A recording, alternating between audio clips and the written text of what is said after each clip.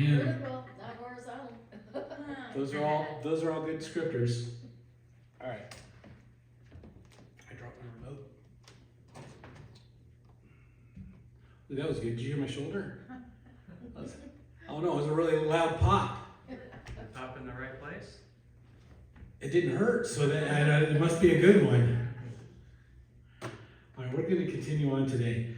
Just a warning, we got a lot of verses that we're looking at. There's a lot of narration that's happening today. So it's just because I wanted to look at 3 battles. That's what we're going to look at. We're going to look at the Battle of Jericho. We're going to look at, and then we're going to look at the 2 battles of Ai, because I think by looking at all 3 of them, we learn a lot about how the purposes of the book of Joshua and lessons for spiritual warfare. So if you want to open up, we'll just launch right on into it. If you want to open up your Bibles to Joshua chapter 6.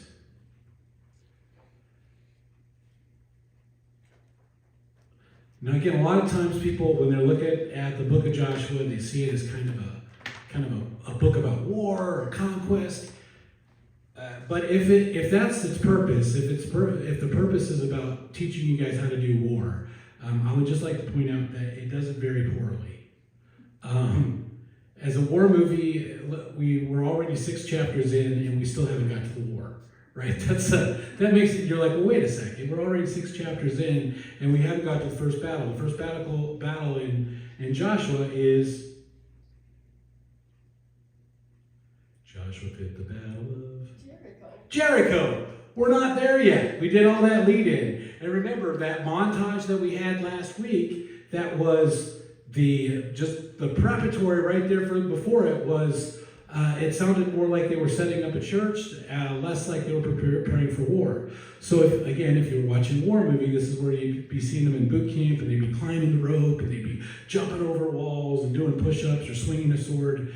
I'll make a man over you, out of you, right? Mulan, isn't that the kind of montage that they have in Mulan, where she's learning to be a great warrior and fight the Mongols? None of that.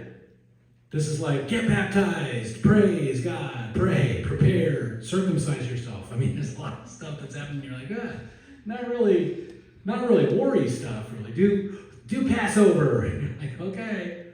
So that's where we're at. And then it ends with that moment as they're getting ready to go to war, right? They walk right across the water, and here we are. They're at that point where Joshua, at the end of Joshua chapter 5, Joshua runs into a character that we are wondering who he is. He shows up, he's got a sword in his hand, and Joshua goes, are you friend or foe? And he says, neither. It's an important idea at the end of it. He says he is the commander of the Lord's armies. You're like, oh my goodness, well, that sounds pretty impressive. So then all of us that are Bible geeks start thinking, well, who could it be? Is it Michael? Is it Archangel Michael? Is it the angel of the Lord? Is it somebody else we know, like Jesus? Right? That's all of those questions. And he says he's an army, and what Joshua does is he does the right thing, is that he submits to the commander of the Lord's army. And calls him Lord, is what he does. That's the sense of it. Again, I use the Lincoln quote or some variation of it. I don't pray that I don't pray that God's on our side. I pray that I'm on God's side, right? That's the idea. That's what Joshua does. Same sort of thing. He submits. And then, if we're not exactly sure how it is, that's the end of chapter 7. Once we get into chapter 6, it's the Lord that's talking to Joshua. So you kind of go, I bet you the commander of the Lord's army happens to be the Lord. It's Jesus. That's the sense of it. So now the gates of Jericho were tightly shut because the people were afraid of the Israelites. No one was allowed to go out or in, but the Lord said to Joshua, I have given you Jericho, its king and its strong warriors. You and your fighting men should march around the town once a day for 6 days. Okay, recap. When the spies met Rahab, she said the town was terrified because what happened to Egypt, and was terrified because the Red Sea opened and they crossed. A few days earlier to this moment right there, Jericho, just recapping, Jericho is up from the Dead Sea Basin. So they're on a hillside. The hills are behind them, but they're up. So they're looking down at the river valley, because that's how geography works. Down the river valley happens to be the Jordan River. And they see about 30 miles of the Jordan River stop being there. They all saw it. Now, I don't know if they have to pay like Riverview taxes like we do in Michigan, because they could see the river, but certainly they could see the river from the property. And they see it stop and go up, and it crossed away.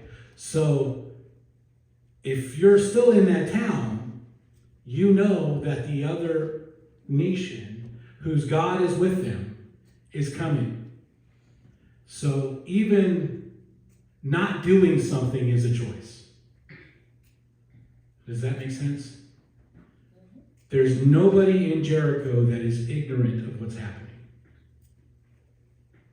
But their choice is to lock in the town. And that decision has consequences. Here we go. And now we hear the battle plan. 7 priests will walk ahead of the ark, each carrying a ram's horn. On the 7th day, you will march around the town 7 times, and the priests will blow the horns. And naturally, you'll win the war. Is that how wars work? Not generally how wars work. Right? When you hear the priest give one long blast of the ram's horn, have all the people shout as loud as you can. Then the walls of the town will collapse, and the people can charge straight into the town. Is that how walls work?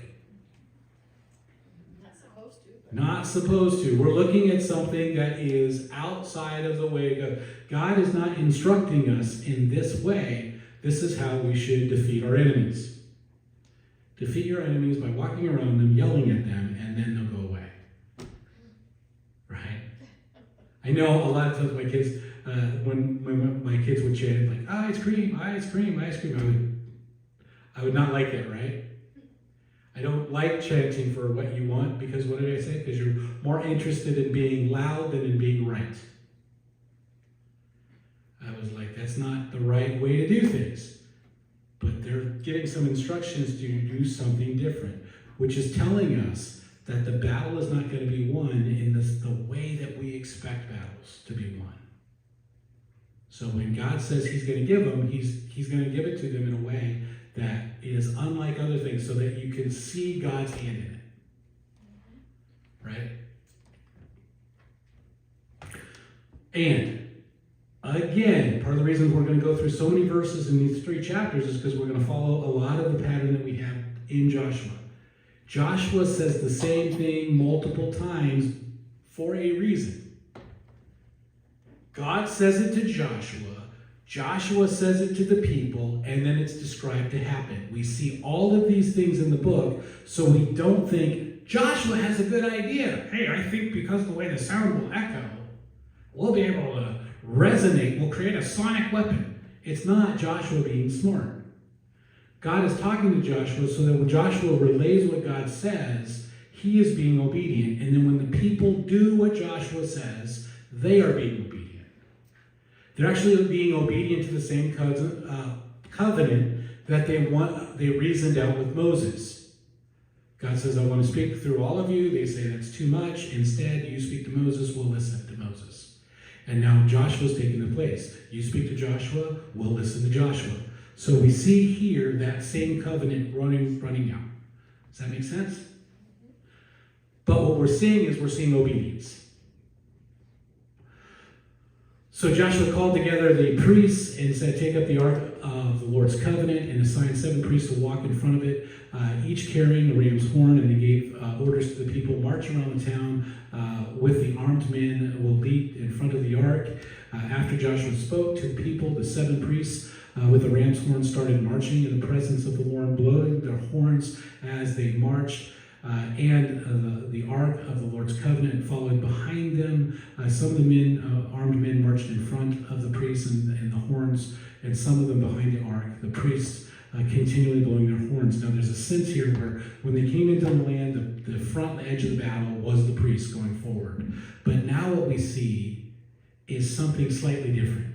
And really what we see is we see the men of God all surrounding this. So there's a sense that what we see is the presence of the Lord is in their midst. Does that make sense? There's a point later on where the Israelites I think they're fighting against the Philistines. And there's a point where the Ark of the Covenant comes in and the Israelites give a great cheer and the opponents go, oh no, their God is in their camp. That's how they're recognizing it. And that's kind of what we're supposed to see. That's the warning to the people in Jericho. That's the warning that God is doing something powerful. Do not shout or even talk, Joshua commanded. Not a single word from any of you until I tell you to shout, then shout. That's exciting, right? So there's a sense where what they're being is they're being introspective, they're being obedient, they're being worshipful. They're waiting for the proper time, the proper season, and when they do that, they will unleash a rah, right? I think that's something like that. It's a resh and a wa and a ye. So I don't know. It's ra. We'll just say ra. And what ra is, it's also to raise a shout, or it's to raise a praise, to shout out a praise, or it's a war cry. Which one is it? All of those. There's a sense of all of those. So Ricky and I were looking through some various worship songs to add. So we were using some YouTube time and playing around and saying, I think this is a good one. There was a couple really cool stuff. There's still some stuff that has some really powerful lyrics. We probably won't do, but I was like, wow, this is just really smart lyrics. So Randy Lake has this song about Revelation called Seven or Sevens.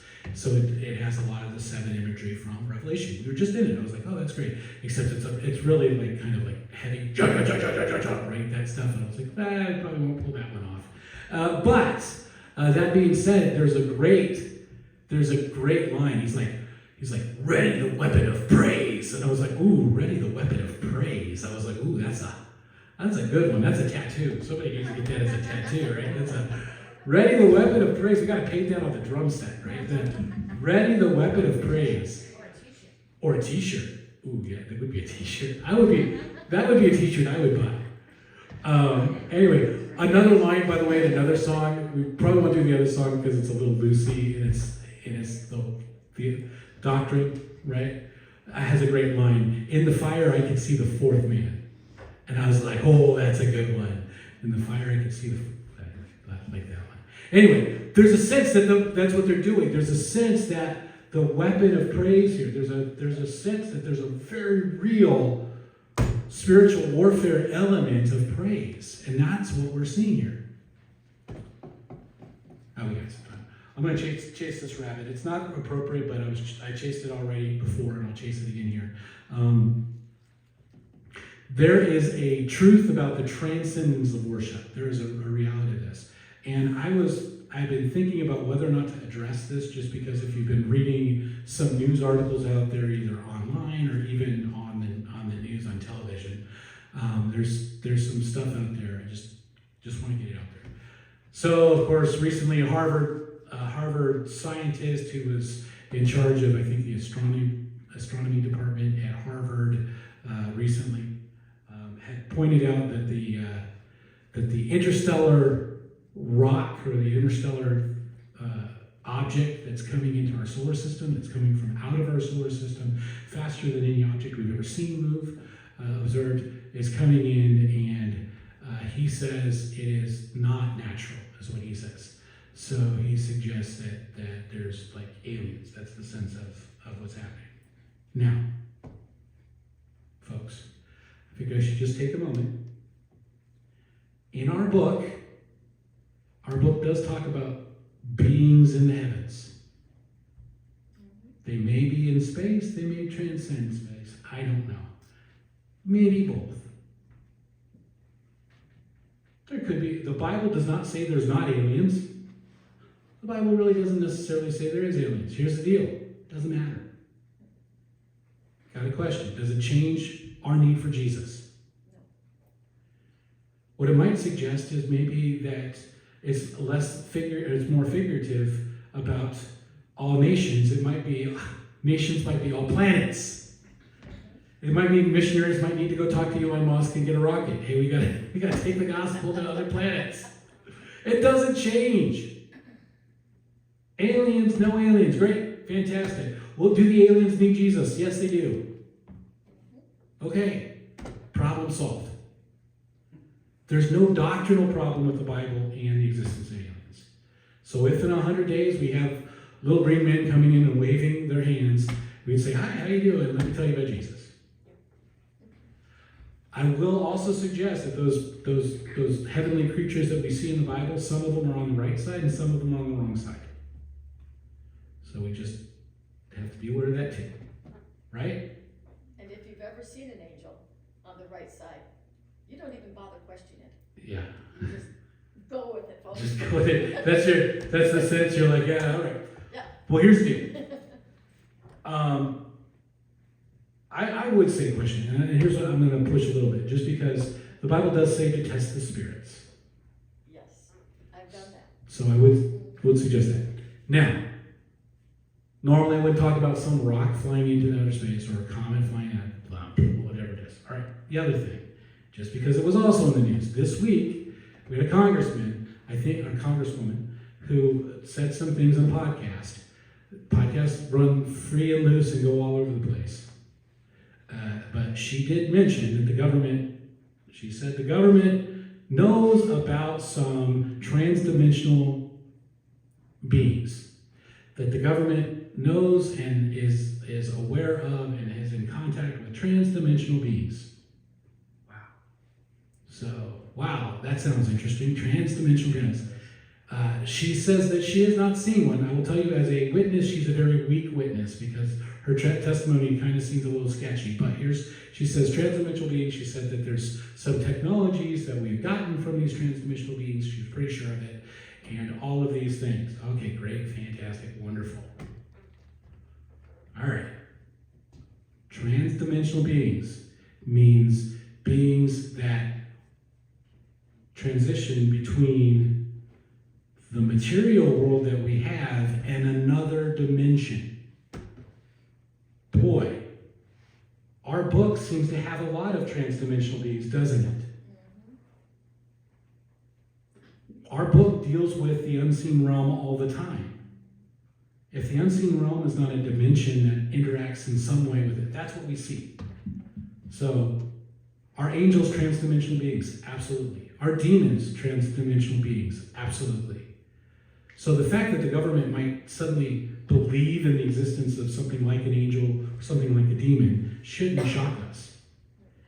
As a matter of fact, most cultures throughout the history of humanity have believed in beings that step inside the material world and into other dimensions. Cavemen seem to believe the same. Prehistoric people believe that. So modern people, the only people that don't believe in transdimensional beings are these really arrogant Westerners for the last 100 years. So, not really game-changing for us. Again, some of them are good, some of them, the first ministry of the apostles were to go out and drive out demons. What's a demon but a transdimensional being? Somehow it's inside a human being, but it's not the human being. It can be driven. Make sense? All right, so don't worry if the world starts saying, oh, the world, the blue and red, now nothing, don't. If anything, believe the Bible more. So there you go. This right here, this is one of those sense. This is a transdimensional thing. Something that should work. Or, what's the other people that are like, oh, we really like these what are they, now I'm going to forget the word.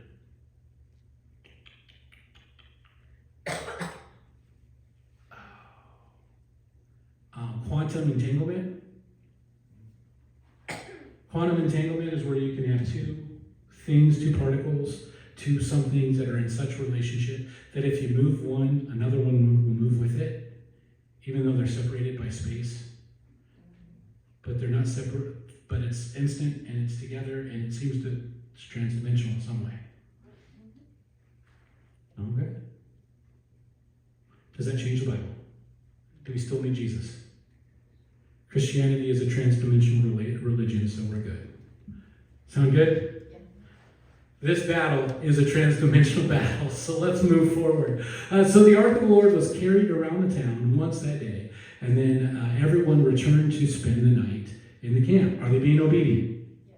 Yes, they're doing everything they're supposed to. God told them, Joshua told them, they're obeying. Joshua got up the next morning, and the priests again carried the ark. The seven priests and the ram's horn marched in front of the ark, blowing the horn. Again, the armed men in the camp, both in the priests and the horns behind the ark of the Lord. And this time, the priests were blowing their horns. All right, all on the second day, they again marched around the town once and returned to the camp, and they followed this pattern for 6 days. The Bible is making sure. So have they been obedient for the whole time? Absolutely. And the narration is taken all this time so that we do not doubt that they were obedient. On the seventh day, the Israelites got up at dawn and marched around the town as they had done before. By this time, they went around the town 7 times. The seventh time around, as the priests sounded the long blast of the horn, Joshua commanded the people, "Shout, for the Lord has given the town," right? Okay. 7. 7, 7, 7, 7, 7, 7, 7, 7. Why 7? Creation, completeness. Completeness, creation, absolutely. The story, let's take a second. The very beginning of Genesis, God creates everything, Genesis 1:1. Genesis 1:2 says, "But the land was a wasteland." That's Genesis 1:2. The earth became void. All right, so the land was void. So then God spends 6 days reestablishing order for that promised land where Eden is going to be. So what we see here is around Jericho, there is a reestablishment, a removal of the chaos, because that's the sense of it. Tohu, the bow, the void, is a sense of the chaos. Jericho is a city of chaos. And what we see here is we're going to see that chaos destroyed. Boy, we were just in Revelation. Isn't that what we see in Revelation 2? The destruction at the end of Revelation is not the end, but the beginning. God is reestablishing order for the new heaven and new earth. It's a lot like in an operation. When the doctor comes in and bleaches his hands, he doesn't bleach his hands. Whatever he puts on his hands, maybe he bleaches his hands, and bleaches the instrument, that's not the end of the operation, it's the beginning, right? So all the destruction of the bacteria on his hands are for the purpose of recreation or healing. Jericho is exactly that. When we look at the battle and the destruction of Jericho, it's not the end of a story. It's the beginning of a reworking of the land, a cleansing of the land. So that's what we see here. Now, we're going to step out of the narrative for a second, and they're going to explain what's supposed to happen to Jericho. Jericho and everything in it must be completely destroyed as an offering to the Lord. Only Rahab the prostitute and the others in her house will be spared, for she protected our spies. All right. Completely destroyed. Some of your translations will say that phrase right there that's translated in NLT is completely destroyed. Some says devoted to the Lord, because that's the sense of destruction, or burned. Now, a lot of people like devoted to the Lord because it sounds like we're just going to put a cross on it. It's like, okay, you're just going to do this. So it makes it softer. We're like, oh, that's a little more innocent. That's not what it means. In this sense, it means completely consumed, banned from the use for anything else. Nothing can be used. It's totally gone. Going to be consumed in fire. It's like the part of the sacrifice that the priests aren't able to eat. They need to burn it up completely because it's supposed to, you don't gain anything from it. As a matter of fact, it's something you want, but you give to God. Does that make sense? Totally consumed. And it's an act of worship.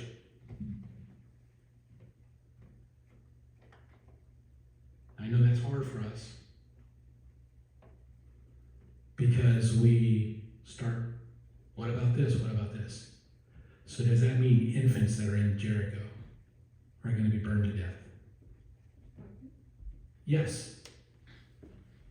What about nice little old ladies? Yes. What about people that you would laugh with that are funny? Yep. All of it. What about puppy dogs? Yep. Kittens? Yep. The whole town is consumed. Just want to be there. Now, that is an act of worship for two reasons. Because first of all, they're not innocent puppies. There's a sense where the evil that is there, so often we don't see the evil, we don't understand the evil that's there has to be purged. So when we see judgment, when we see hell, there's an element of the act of worship that we see because the destruction in hell is a picture of the righteousness, of the holiness of God. Does that make sense? So the destruction of the bad guys, the judgment of evil, shows how good and powerful God is. And have the people of Jericho been warned? Yes. Absolutely. For decades. They have known for 40 years that this judgment is coming, but they dig their heels. Listen, even not making a choice is a choice. If I go to war and I take my kids with me and we all get blown up, whose fault is it? Yours. It's my fault. If I take my infant into the battlefield against God and I get consumed in my rebellion, and my kids get consumed in my rebellion, yup, that's how it works. But here's the deal. They're not consumed because they're Canaanites. They're consumed because they're in rebellion. That's why the first Canaanite we meet is Rahab, who is not in rebellion. Does that make sense? All right. So only Rahab the prostitute and the others in her house will be spared. That phrase, and the others in her house, is important. Because in the same sense, if I take my family to the lifeboat, then what happens to my family? Saved. If I take my family off the cliff and destroyed, there's a sense. What about my puppies? Well, it depends. Which way? My puppies going to life? Puppies go to life. Kittens go to life. What if I take them to take? What if I stand with God? Then I get the same fate. Does that kind of make sense? That's what we're seeing here. Do not take any of the things set apart for destruction or you yourselves will be completely destroyed, and you will bring trouble on the camp of Israel. Everything made from gold, silver, gold, bronze, iron is sacred to the Lord and must be brought to the treasury. Now we'll come back to that in a second. First one, this first thing. There's a warning here that says, don't do it, don't take anything. Now I got to tell you, when you're looking at a narrative and all of a sudden they give you a little bit, don't do this or else something bad's going to happen, guess what's going to happen in the story? Somebody's going to do it. It's like, God, why are you telling us not to touch that? You know, like your kids. Don't touch this, it's hot. Ouch, it was hot. Yeah, it was, that's why I said don't touch it, right? I knew it was hot. Anyway, that's the sense of it. Now the other one, I'm just going to be very practical here. Everything made from gold, silver, and all that sort of stuff, that goes to God. Why is that? Is it because God needs the money?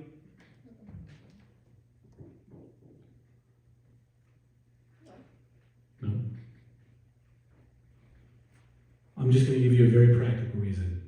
If you are burning everything up, what doesn't burn up? Silver, gold, bronze, iron. So when you burn down the place, the little puddles of molten, take that to the church so that there's not a place for people to go and mine Jericho, that it's just a wasteland. That's the sense of it. So that's what we're doing here. When the people heard the sound of the ram's horns, they shouted as loud as they could. Suddenly the walls of Jericho collapsed and the Israelites charged straight into town, and captured it. Again, this is a really bad war story because we've gone 6.5 chapters prepping for the war, and the war is 1 verse long. It's like the Hollywood movie where it's like, it's all waiting for the battle at the end. You're like, there's going to be a battle, there's going to be a battle. And it's like, and they don't have the money for the special effects. So the battle's like, boy, you just see them afterwards going, that battle was tough, right? You're like, but I didn't see it on screen. Like, because it cost too much. That's what the sense of it, because it's not important. The fall of Jericho is not important. The obedience leading up to the fall of Jericho is the important part. Does that make sense? It's not a war book. They completely destroyed everything in it with their swords. Men and women, young and old, sheep, cattle, goats, and donkeys. Now you see why I was going, well, what about young people? What about old people? Yeah, it's all. Everything that is standing in. What about your great-grandma who doesn't believe in Jesus? Did she go to heaven? No, she did not.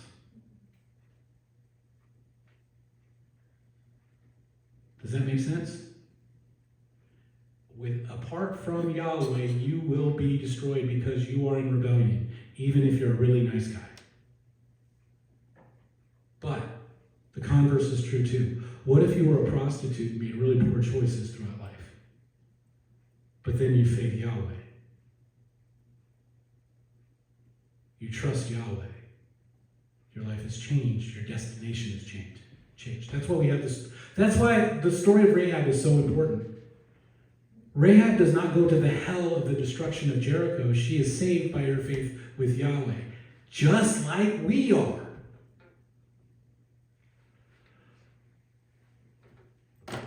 Meanwhile, Joshua said to the 2 spies, keep your promise, go to the prostitute's house and bring her out, along with all her family. The men who had been the spies went in and brought out Rahab, her father, her mother, her brothers, and all the other relatives who were with her. What about the infants that are in her family? Yes. What about the old people that are in her family? Yes. What about the kittens? What about the puppies that were? Yes. Everything that is hers comes out. As for me and my house, that's what we're seeing here. Her faith saves all. Just like disobedience, just like your disobedience destroys all, her faith, same sort of thing. Same. They moved her whole family in a safe place in the camp of Israel. All right, so what saved her is faith.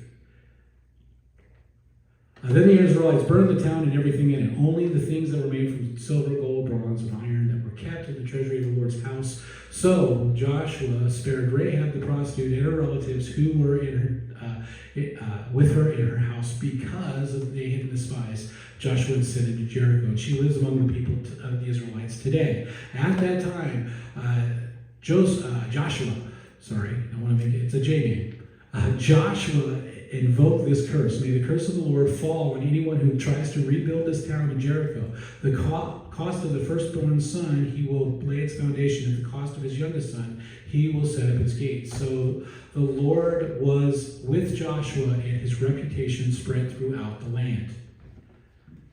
Okay. By the way, that curse you see a few hundred years later, somebody just tried to rebuild it, and that's what the consequence of rebuilding Jericho.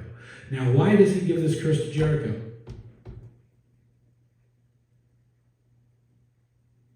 He doesn't want the rebellion reestablished? Partly, absolutely. Some to cleanse the land, but partly it's a warning later on. Just like the reason he attacked the rocks, the reason it's so that when people walk by, they remember what God did. So now when people enter Israel, they look and they see what was a strong city destroyed because of their rebellion against Yahweh. So no matter how confident you get, so you're going to walk by the destruction of a city, a great city, or a walled city, destroyed because God knocked the walls down. So it's supposed to be a reminder for the future. The other reason it's destroyed, the destruction of Jericho is a grace. I know a lot of people talk about proportionality when they talk things about like war fighting. I don't like proportionality. I don't think it should be in just war theory is the way that you can justify the right way to go into war, the right way not to be in war. And then also in the prosecution of war, whether or not it's right to do certain things in war, right not to.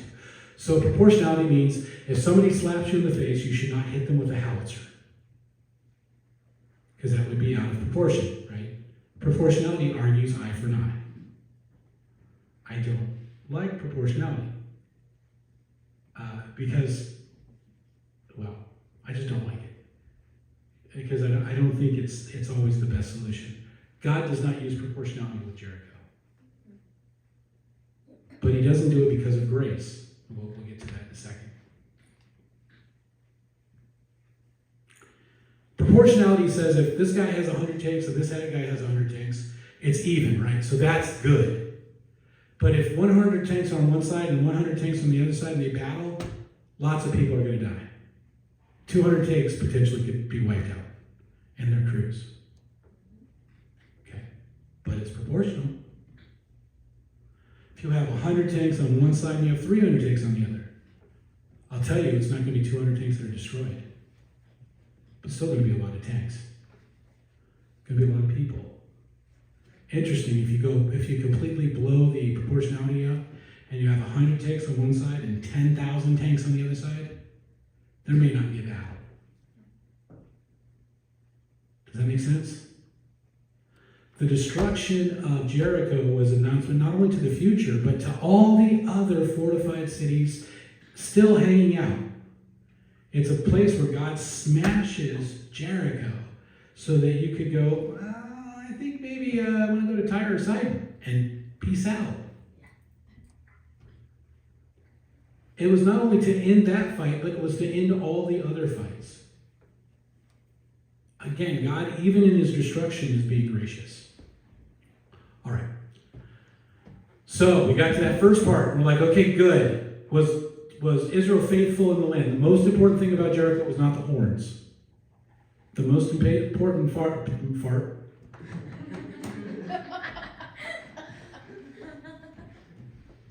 The most important part of the Battle of Jericho was their obedience. So we get the Battle of Jericho. All right, let's close the book on them and go right over to there. But, there's a but, don't like those negating conjunctions, but Israel violated the instructions about the things set apart for the Lord. A man named Achan had stolen some of the dedicated things so that the Lord was very angry with the Israelites. Achan was the son of Carmi, a descendant of Zimri and son of Zerah of the tribe of Judah. All right, so we got somebody that broke the rules. So what did it say last chapter? That was going to affect him. It was going to affect the whole camp. So we're going to see that. All right, let's move forward to the next battle. So just put that in a feather in your cap. Joshua sent some of the men from Jericho to spy out the town of Ai. That's just like they did to Jericho, right? East of Bethel, near Bethaven. When they returned, they told Joshua, there's no need for us to go up there, all of us to go up there. It won't take more than 2,000 or 3,000 men to attack Ai. Since there are so few of them, don't make all of our people struggle to go up there. Now, does that sound very reasonable? Some people can sleep in. Great. Have they asked God? Have we followed the pattern where God tells Joshua, Joshua tells the people do? No, we flipped it around. The people are telling Joshua, and Joshua goes, well, that's reasonable. I agree with you with all of your decades of experience in warfighting. Okay. Very reasonable, but not showing obedience. So approximately 3,000 warriors were sent up, but they were soundly defeated. The men of Ai chased the Israelites from the town gate to as far as the quarries, and they killed 36 who were retreating down the slope. The Israelites were paralyzed with fear at this turn of events. Their courage melted away. Absolutely. Look at their devastating losses. They lost 1.5% of their troops. Honestly, they might have lost 36 people just as heat casualties walking up that hill. Is this really a sound defeat? Not in dead bodies. But the idea is what we see is we see a small number of people completely routing Israel because it's not about troops. 3,000 absolutely should have been able to take Ai. But the Israelites should not have been able to take Jericho just with trumpets. And these 3,000 should have been able to take Ai, but they didn't because they were disobedient. Because it's not about war fighting. It's a war that's defined not in this realm, but in the unseen realm. All right, so let's look at the response. I think this is important. Joshua and the elders of Israel tore their clothes with dismay. They threw dust on their heads, and they bowed face down to the ground before the ark of the Lord until evening. So they spent a whole day mourning. But this mourning is not a mourning, oh, poor me. It's something more than that. I think that's going to, you're going to see some similarities to stuff we've seen in Numbers, but I encourage you to kind of look a little bit deeper, scratch a little bit beneath the surface. Then Joshua called out to, O sovereign Lord, why did you bring us across the Jordan if we are going to let the Amorites kill us? If only we had been content to stay on the other side. I wonder what he's meaning there. It sounds a lot like the murmuring that they did in the wilderness, but there's a grief about the shame that they've brought to the Lord that's related to it, which makes it something slightly different. Is he in a crisis of faith? Yes. Absolutely. Lord, what can I say now that Israel had fled from its enemies? Lord, what can I just read that. For when the Canaanites and the other people living in the land hear about this, they will surround us and wipe out our name off the face of the earth. And then what will happen to the honor of your great name? Now, why is that important? Because the Israelites were not known. By the way, this is another steal. The Egyptians write about defeating Israel, and it's really interesting because they're named as the people that follow Yahweh. So their name is actually their God's name to the region. That's how the Egyptians saw them. Almost like the cult of Yahweh. So wiping out their name really was more than, we're not going to say Israel anymore. It's like they're not going to be talking about Yahweh. There's a sense where he's not really far off the mark. It's not all selfish mourning. I think that's kind of important. Now, there's also the sense where not only does this parrot some of the rebellion that happened in the wilderness, it also happens, remember, when God was going to wipe out the Israelites in the Sinai because, well, they liked golden calves and were doing stupid things. But Moses asked not to, right? He asked. So we're seeing a lot of those parallels. But the Lord said to Joshua, get up. Why are you lying on your face like this? Israel has sinned and broke his covenant. He's like, listen, I said, don't do this, and they did it. They've stolen some of the things that they commanded must be set apart for me, and they've not only stolen them, but they've lied about it, and they've hidden it among their own belongings. That is why the Israelites are running from their enemies in defeat. For now the Israelites have been set apart for destruction. Whoa! God's not only going to make them lose, he's like, yeah, you're going to get destroyed, as you should. Because you're supposed to be different. You decided that you wanted to be obedient and that you were going to be defined by your obedience to Moses or to Joshua. You guys were not obedient, so you're not obedient, so you're going to be obliterated.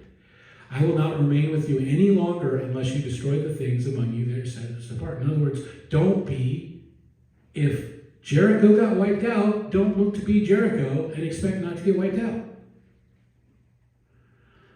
Get up, command the people, and purify themselves, and prepare preparation for tomorrow. For this is what the Lord, the God of Israel, says. Hidden among you, O Israel, are the things set apart for the Lord. You will never defeat your enemies until you remove these things. So we see the same pattern. Joshua is told by Yahweh, Yahweh tells the people do. So we're getting back into the obedience pattern.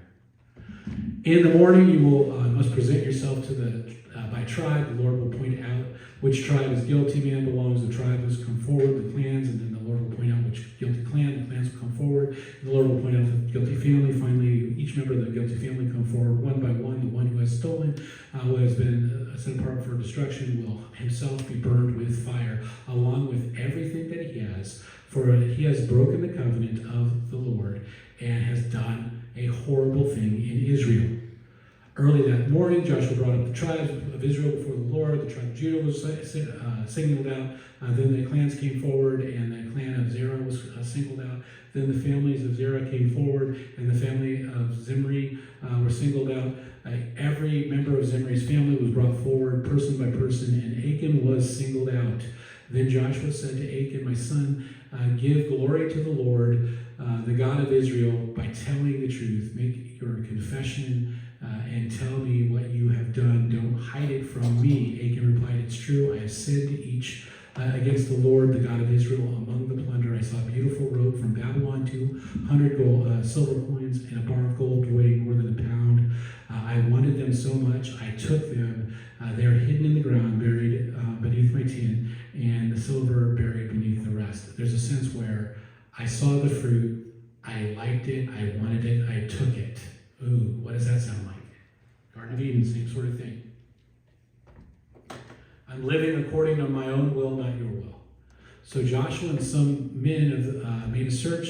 They ran to the tent. They found the stolen goods hidden there, just as Achan had said, with the silver buried beneath the rest. They took the things from the tent. They brought it to Joshua and all the Israelites. Then they laid them on the ground in front in the presence of the Lord. Then Joshua and all the Israelites took Achan, the silver, the robe, the bar of gold, and his sons, daughters, cattle, donkeys, sheep, goats, tent, and everything that he had, and they brought them to the valley of Achor.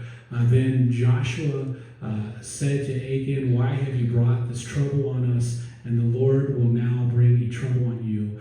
And all the Israelites stoned Achan and his family and burned the bodies. They piled up a great heap of stones over Achan, which remains to this very day. That is why the place is called the Valley of Troubles ever since. So the Lord was no longer angry. So here's the deal. The story of Achan and the story of Rahab are exactly the same, teaching the same message. Rahab's obedience saved her and her family.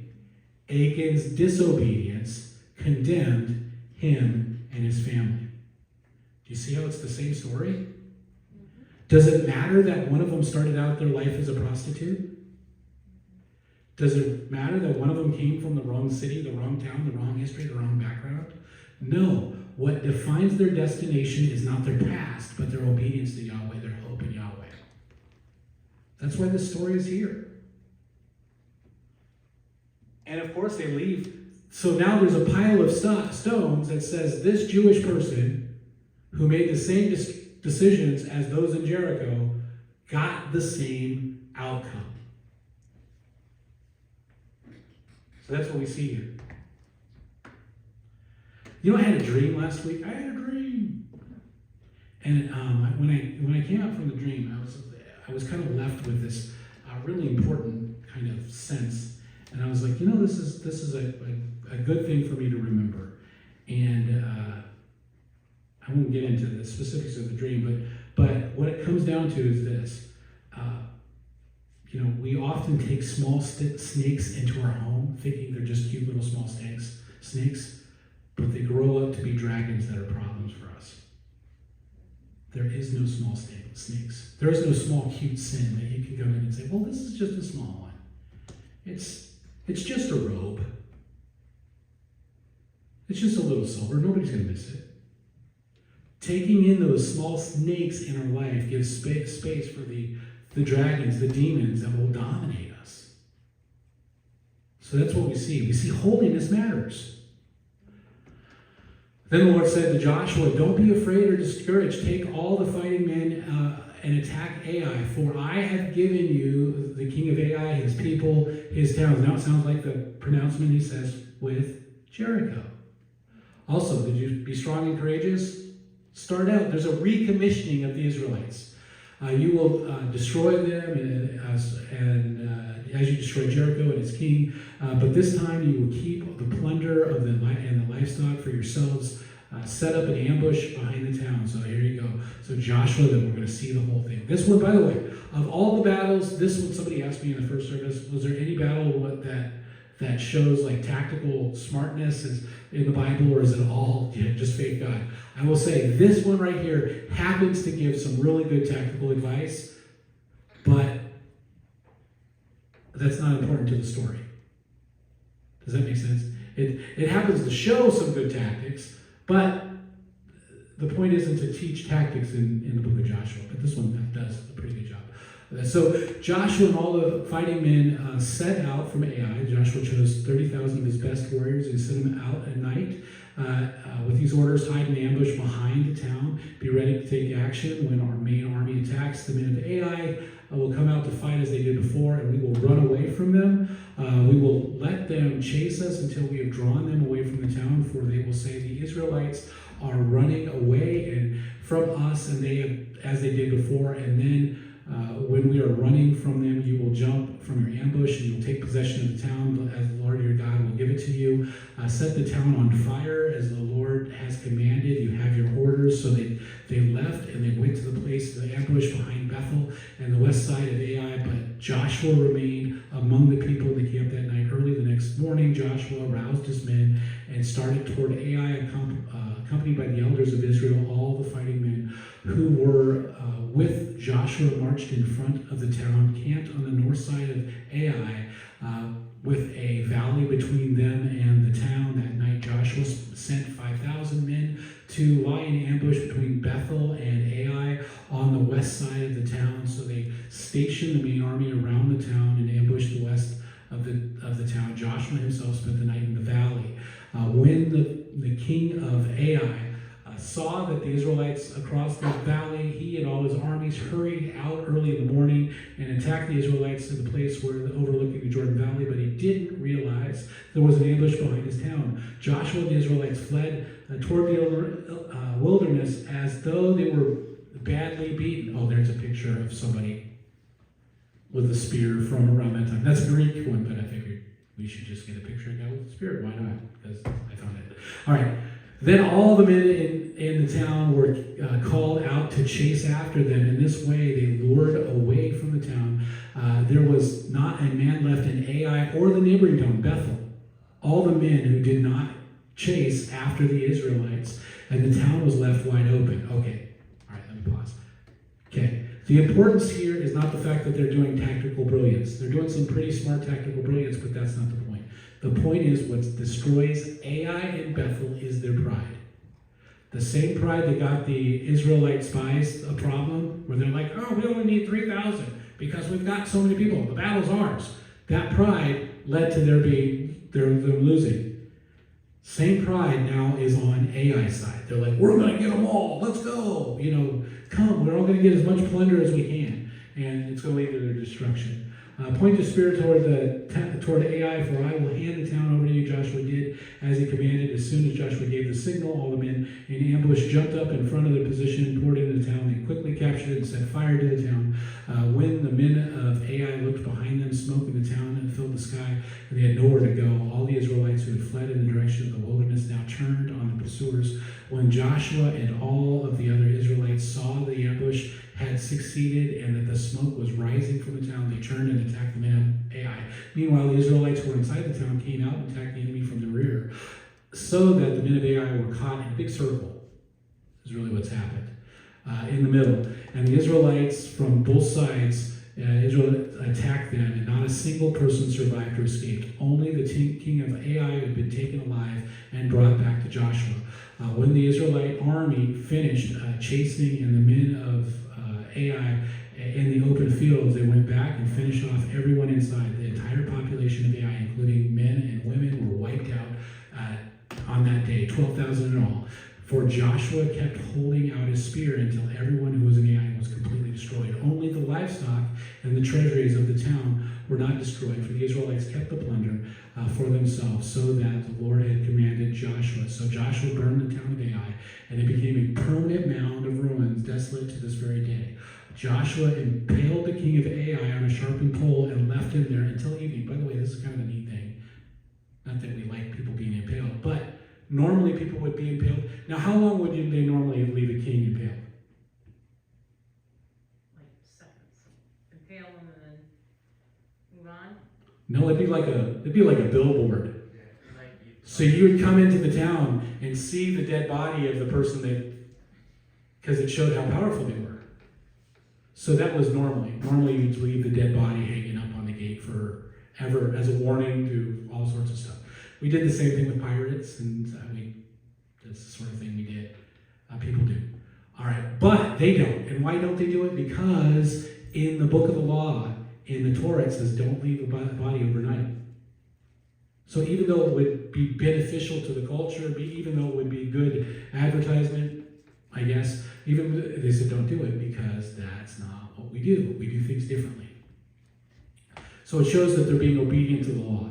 They threw it down in front of the gate and they piled a heap of stones over him, still seen to this day. Again, it's another monument. So they go, that's where the king that was rebelling us. That's the sense of it. Now we're going to finish this off. And I just really wanted to get to this. I'm sorry. That's why we're running a little late. Then John, I can't say we're running late if I always run at the same time, right? I always talk an hour. No matter what, it's always an hour. But here you go. Then Joshua built an altar to the Lord Lord, the God of Israel, on Mount Ebal. He followed the commands that Moses, the Lord's servant, had written in the book of instruction. Make me an altar from stone that is uncut, that has not been shaped by iron tools. Now, why am I so excited about this story? Because that right there is probably the altar. That's an altar from plus or minus maybe a couple decades of when we think Joshua happened. It's a Hebrew altar on the right mountain around 1400 BC. Even cooler, see that little scarab there that they got there? That scarab from Thutmose the third is from Egypt. So whoever stood there had probably came from Egypt within a short amount of time, relatively. Or maybe the kid of somebody that came from Egypt. Pretty cool, right? Even better, I'm going to read some more. It says that Joshua built an altar to the Lord, right? He followed the commands that Moses, the Lord, had given a written book of instructions. Make an altar from stones that are uncut, right? And he continues on, he goes, then on the altar they presented burnt offerings and peace offerings to the Lord. And as the Israelites walked, Joshua copied into the stones of the altar the instructions Moses had given them. So probably the Ten Commandments, probably, that's what we're probably talking. Maybe the whole law, I don't know. Might be a long time. Then all the Israelites, the foreigners, native born among them, along with elders and officers and judges, were divided into two groups. One group stood in front of Mount Gerizim, the other in front of Mount Ebal. Each group faced the other, and between them stood the Levitical priests carrying the Ark of the Lord's Covenant. This was done according to the commands of Moses, the servant of the Lord, and the previously given the blessings to the people. So this is essentially they have two mountains, and they pronounce blessings on one and curses on the other. And it's a picture of what Moses said, I give to you a choice. You choose blessings or curses. That's the sense of it, right? Pretty cool. So we see it happening here. But you know what's even cooler? At that place, I wasn't there. Somebody else found little lead tablets that had written on them writing that were curses. So it said, Joshua then read them all the blessings and the curses Moses had written in the book of instruction, every word of the command that Moses had ever given. So they take a moment and they reread the Torah to everybody. including the symbol were the women and children and foreigners who lived among them. They all hear the Bible. This is the third time. Moses, the last thing he did was read the whole Bible to them. Well, Genesis, Exodus, Leviticus, Numbers, Deuteronomy, right? The Torah. Joshua, when he took over, before they went to the land, read the whole Bible to them. And now that they're rededicating themselves because they failed before, he's rereading the whole Bible to them. Okay, by the way, that curse tablet, this is what one of them says. I don't know if you can read it. So one of these is a curse. It says something like, cursed, cursed, cursed, cursed by the God, by Elohim Yahweh.